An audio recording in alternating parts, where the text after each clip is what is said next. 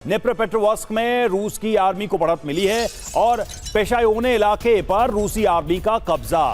रूस ने कब्जे का वीडियो भी जारी किया है। तो रूस लगातार अपनी बढ़त जमीन पर बनाते हुए दिखाई दे रहा है।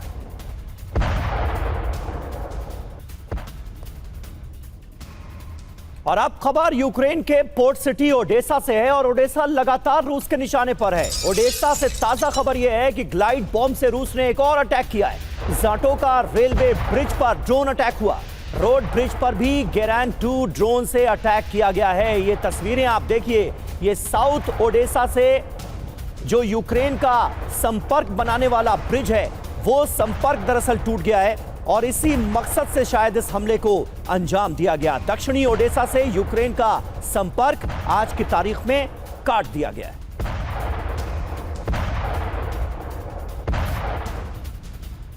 और पहली बार रूसी ऑयल रिग पर यूक्रेन ने हमला किया है। यूक्रेन ने ड्रोन से ऑयल रिग को निशाना बनाया है। कैस्पियन सागर में ऑयल रिग पर हमला किया गया है। सैकड़ों किलोमीटर दूर से आया था यूक्रेनी ड्रोन।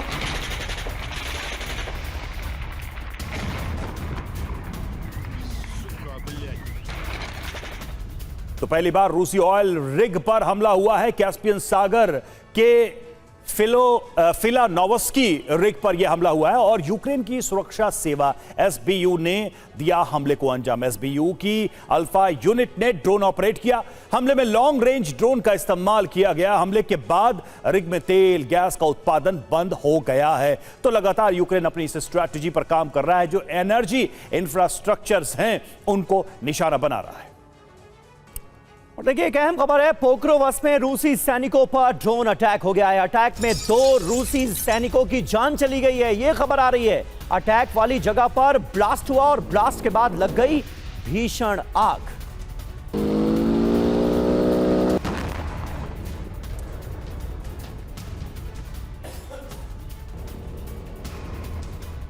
और बेल्गोरोड में अटैक के बाद तबाही की तस्वीर सामने आई है। लूज थर्मल पावर प्लांट पर ड्रोन से अटैक। विस्फोट के बाद डिपो में आग लग गई थी।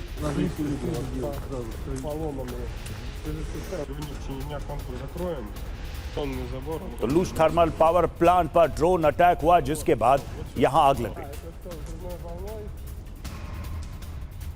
और नेटो टेंशन के बीच भी खबर आ रही है। सबीर आपके पास आ रहा है। जी हां, नेटो से टेंशन के बीच रूस की ताकत और बढ़ती हुई नजर आ रही है। रूस ने फ्रंटलाइन पर तैनात कर दिए हैं Su-34 फाइटर जेट्स।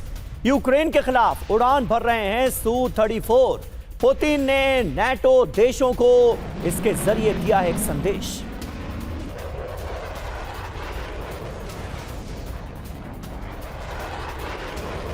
ये तस्वीरें आपको दिखा रहे हैं किस तरह से Su-34 उड़ान भरते हुए नजर आ रहे हैं। ऐसे वक्त में जब रूस और नेटो के बीच टेंशन हाई है, ये नेटो देशों को रूस की तरफ से दिया गया एक संदेश।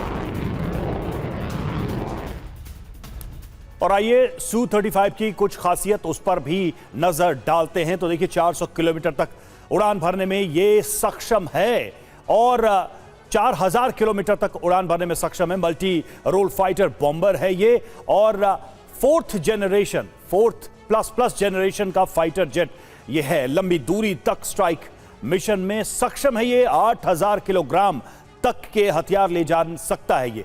और साइड बाय साइड सीटिंग वाला आर्मर्ड कॉकपिट, ग्राउंड और एयर टारगेट डिटेक्शन में सक्षम है। तो आप देखिए कैसे रूस अपनी हवाई ताकत से भी मैसेज देने की कोशिश कर रहा है।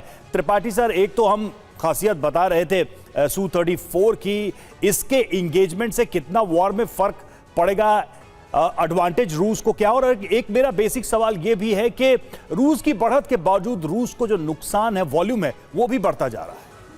बिल्कुल रवि, देखिए ये जो लड़ाई अभी हम बात कर रहे थे, जनरल ब्रजेश ने बताया भी कि ये ड्रोन्स की लड़ाई सबसे ज़्यादा हो गई है। स्टैंड ऑफ अटैक्स ज़्यादा हो रहे हैं और स्टैंड ऑफ में ड्रोन्स हैं और ये जो एयरफोर्स की बात कर रहे हैं, एयर की बात कर रहे हैं हम, और इसके साथ साथ मिसाइल्स की।